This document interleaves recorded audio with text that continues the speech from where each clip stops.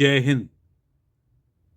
भारतीय सेना ने जिस तरह से कल रात हुए पाकिस्तानी हमलों को नाकाम किया, इसके लिए हर भारतीय गर्व महसूस कर रहा है कि किस तरह से जो ड्रोन अटैक्स कई शहरों पर कल रात को देखने को मिले, उनका डटकर मुकाबला किया गया और किसी भी तरह की क्षति भारतीय सीमा में नहीं देखने को मिली।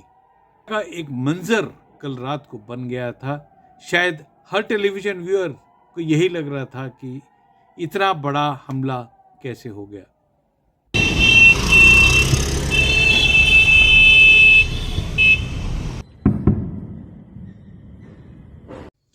पाकिस्तान द्वारा 50 से ज्यादा ड्रोन अटैक्स इस बात को दर्शाता है कि वहां पर जिस आतंकी संगठनों पर भारत ने कार्रवाई की थी, उनके बचाव में पाकिस्तानी सेना एक बार भारत से भिड़ने को तैयार हो गई है। जिस बात का इल्जाम भारत बार बार लगाता आया है कि क्या पाकिस्तानी सेना ही इन संगठनों को समर्थन देती आ रही है, कल रात का जो हमला था शायद वह इस बात को प्रूव कर देता है कि जो भारत कहता आया है कि पाकिस्तान स्टेट स्पॉन्सर्ड टेररिज्म जो है वह अब खुलकर सामने दिख गई है। पूरे देश को नहीं, पूरी दुनिया को यह बात अब खुल के दिख रही है। जहां हर भारतीय गर्व कर रहा है भारतीय सेना ने जिस तरह से इस हमले को नाकाम किया, वहीं कुछ लोग ये भी सवाल उठा रहे हैं कि क्या भारतीय मीडिया ने अपनी जिम्मेदारी निभाई? जो उनको काम करना था, क्या उन्होंने वह काम किया? तो शायद बिल्कुल नहीं।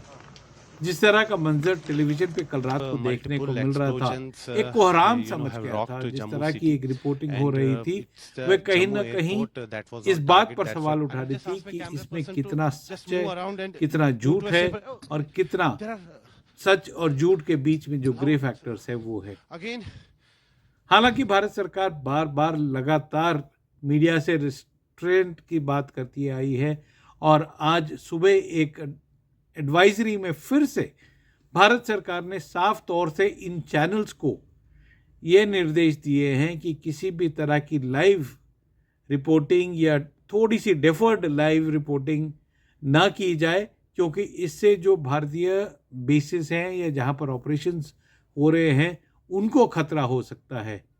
लेकिन कल रात भारत के कई न्यूज़ चैनल्स ने जिस तरह की रिपोर्टिंग की, वह इस पर एक बहुत बड़ा सवाल करती है कि क्या उनके लिए सिर्फ टीआरपी जिम्मेदार है या उनकी जिम्मेदारी सिर्फ टीआरपी बटोरने की है या राष्ट्र की भी है। दर्शक भी यही सवाल पूछना चाहते हैं कि जिस तरह से एक हाइपर एक्टिव, एक हाइपर सेंसिटिव माहौल को क्रिएट करके सच और झूठ की खबरों को बार बार जोर जोर से स्टूडियोज में चलाकर दिखाया गया, वह इस सब पर एक बहुत बड़ा सवाल पैदा करती है। फेक न्यूज़ की लगातार हम बात करते आ रहे हैं और एक बार फिर यही अपील की जा रही है, न्यूज़ ब्रॉडकास्ट करने से पहले उसको वेरीफाई कर ले। कल रात जिस तरह की फेक न्यूज़ का प्रोपेगेंडा किया गया, जिस तरह से खबरों को चलाया गया, वह भारत की छवि बिगाड़ने के लिए काफ़ी है, क्योंकि ये सब एक मौका देता है दुश्मन देश को भी और अन्य देशों को भी कि भारतीय सेना की क्षमता पर या भारतीय सेना की जो कैपेबिलिटीज़ हैं उस पर सवाल उठा सकें। तो ये जिम्मेदारी मीडिया की है कि एक रिस्ट्रेंट, और ऐसा रिस्ट्रेंट की खबर की पुष्टि के बाद ही चलाया जाए। कल रात को हर एंकर, मोस्टली हर चैनल पर बार बार ये कह रहा था सूत्रों के हवाले से ये मालूम हुआ, सूत्रों के हवाले से वह मालूम हुआ, जबकि शायद युद्ध के टाइम पर कोई भी सेना का सूत्र इस समय पर मीडिया पर इतना फोकस नहीं कर रहा था जितना कि दुश्मन से जो हमला हो रहा था उससे निपटने की तैयारी में था। चैनल्स के मालिकों की जिम्मेदारी है कि एंकर्स ऑन एयर कितना बोलते हैं, क्या देश के लिए सही है। भारत की विदेश नीति के तहत भारत बार बार कहता आया है कि वह पड़ोसी देश पाकिस्तान में घुसकर हमला नहीं करेगा, लेकिन अगर हमले करेगा भी तो वह सर्जिकल स्ट्राइक्स की तरह, और ये बात साफ तौर से दर्शा दी थी जब ऑपरेशन सिंदूर पे हुआ था। लेकिन कुछ चैनल्स ने जिस तरह की खबरें कल चलाई कि कराची पोर्ट पर हमला हुआ, इस्लामाबाद पर कब्जा कर लिया गया या अन्य कई ऐसी खबरें थी जो सिर्फ एक जर्नलिज्म नहीं, एक जिंगोइज्म की बात कर रही थी। ये सब भारत की छवि को एक बहुत बड़ा अटैक है, बहुत बड़ा ठेस पहुंचा रही हैं।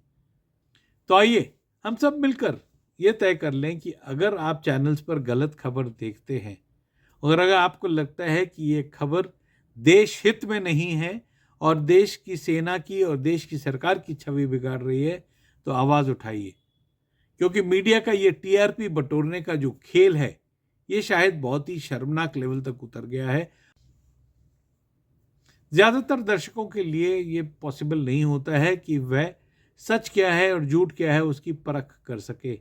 शायद इसलिए हम में से ज्यादातर लोग चैनल्स की सर्फिंग करते हैं। बार समय है ऐसे संकट में जागरूक रहने का, सतर्क रहने का और मिलकर देश की सुरक्षा और देश की हित के लिए काम करने का। शायद इन चैनल्स को अब ये बात समझ आ जाएगी। विजय ग्रोवर, बैंगलोर।